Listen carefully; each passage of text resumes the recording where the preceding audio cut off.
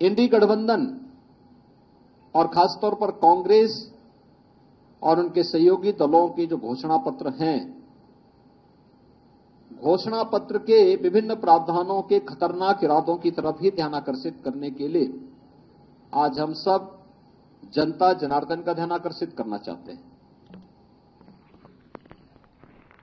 जनता जनार्दन का ध्यान, और खासतौर पर इन मुद्दों को लेकर के एक तरफ 1970 के दशक में तत्कालीन प्रधानमंत्री श्रीमती इंदिरा गांधी जी ने देश को गरीबी हटाओ का नारा दिया था। गरीबी नहीं हट पाई क्योंकि इस प्रकार के कार्यक्रम नहीं थे। उनके 19 सूत्री 20 सूत्री कार्यक्रम बनते थे, लेकिन वे फाइलों तक कैद होकर के रह जाते थे।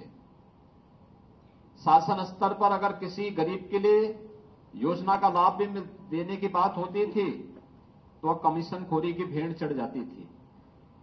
योजना का लाभ चेहरा देख करके देने की जो प्रवृत्ति कांग्रेस ने उस समय प्रदान की थी, कमोवेश वही स्थिति हम लोगों को यूपीए सरकार के सामने और विभत्स रूप में देखने को मिला।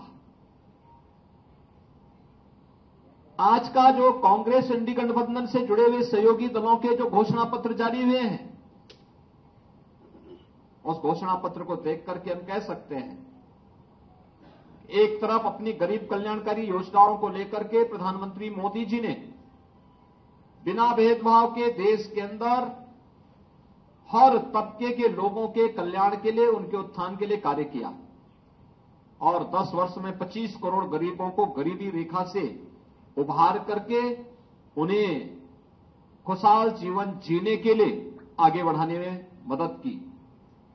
और दूसरी तरफ कोई भी इस प्रकार के प्रमाण कांग्रेस या उसके सहयोगी दल नहीं दे सकते कि जिन्होंने देश के अंदर सर्वाधिक समय तक शासन किया, आखिर इतने लंबे समय तक शासन करके 65 वर्षों से अधिक समय तक देश के अंदर शासन करने के बावजूद उनका पॉलिटिक्स परफॉर्मेंस पर आधारित क्यों नहीं बन पाया था? क्यों इनकी योजनाएं पिक एंड चूज की थी? चेहरा देख करके योजनाओं का लाभ देने का कार्य क्यों? और खासतौर पर अब दादी के दिए गए नारे को पोते के द्वारा किस प्रकार से तोता रटंत की जा रही है कि हम एक झटके में गरीबी हटाएंगे, और गरीबी कैसे हटाएंगे इसका अगर आपको उनके घोषणा पत्र में देखना हो तो यह खतरनाक इरादा भी है और हास्यास्पद भी है। वो कह रहे हैं कि हम लोगों की संपत्ति का सर्वे करवाएंगे और संपत्ति सर्वे करके फिर उस संपत्ति को अपने अनुसार फिर उसका बंदर बांट करेंगे। यानी पहले देश के संसाधनों पर लूटपाट। याद करिए, यूपीए सरकार के तत्कालीन प्रधानमंत्री डॉक्टर मनमोहन सिंह जी ने अपने एक अभिभाषण में इस बात का उल्लेख किया था कि देश के संसाधनों पर पहला अधिकार मुसलमानों का है। हमारा कहना है देश के अंदर भारतीय जनता पार्टी ने 4 जातियों की बात की। गरीब है, किसान है, युवा है और महिला है। इसमें किसी जाति की बात नहीं की है,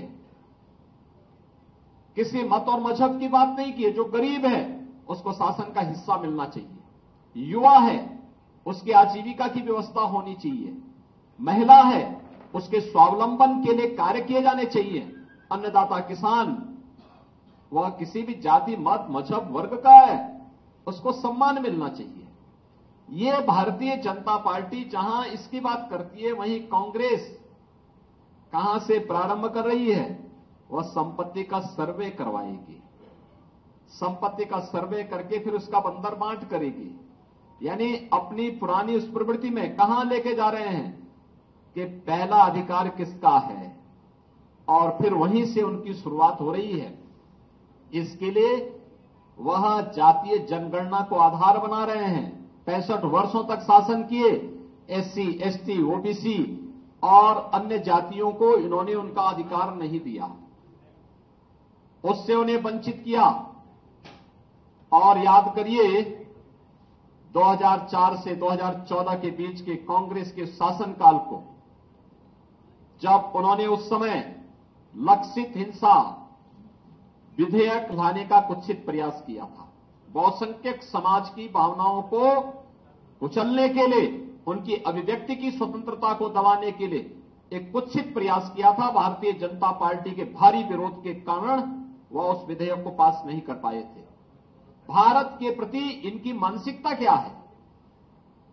और इसके बाद इन्होंने अनुसूचित जाति, अनुसूचित जनजाति और पिछड़ी जाति के हकों पर डकैती डाल करके उनके आरक्षण में भी किस प्रकार से घुसपैठ करने का प्रयास किया था, इसके लिए रंगनाथ मिश्रा, जस्टिस रंगनाथ मिश्रा, जो पहले सीजीआई थे, चीफ जस्टिस ऑफ इंडिया थे, बाद में कांग्रेस के सांसद बने, उनकी अध्यक्षता में जो कमेटी बनाई गई, उस कमेटी की सिफारिश कांग्रेस की मंशा के अनुरूप देश के अंदर लागू करने के कुत्सित प्रयास हुए थे, जिसमें एससी, एसटी और ओबीसी के आरक्षण के अधिकार को जबरन कुछ वर्ग विशेष को देने के कुत्सित प्रयास इन्होंने उस समय प्रारंभ किए थे।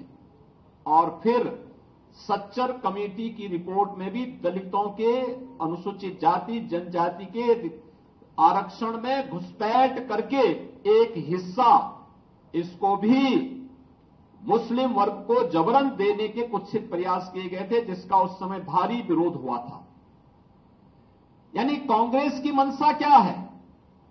कांग्रेस की मंशा और इंडी गठबंधन का मंशा है अनुसूचित जाति, जनजाति और पिछड़ी जाति के अधिकारों पर डकैती डालना, और इसके लिए वे सरकार में आना चाहते हैं, इसके लिए जातीय जनगणना कराना चाहते हैं। इसके आधार पर समाज को पहले जातीय जनगणना के आधार पर बहुसंख्यक समाज को आपस सामाजिक ताने बाने को छिन्न भिन्न करने का प्रयास करेंगे, आपस में विभाजित करेंगे, और फिर उसके बाद उनके आरक्षण के अधिकार में जबरन उसका बंतर बांट करने का काम भी इनके द्वारा करने का प्रयास होने जा रहा है।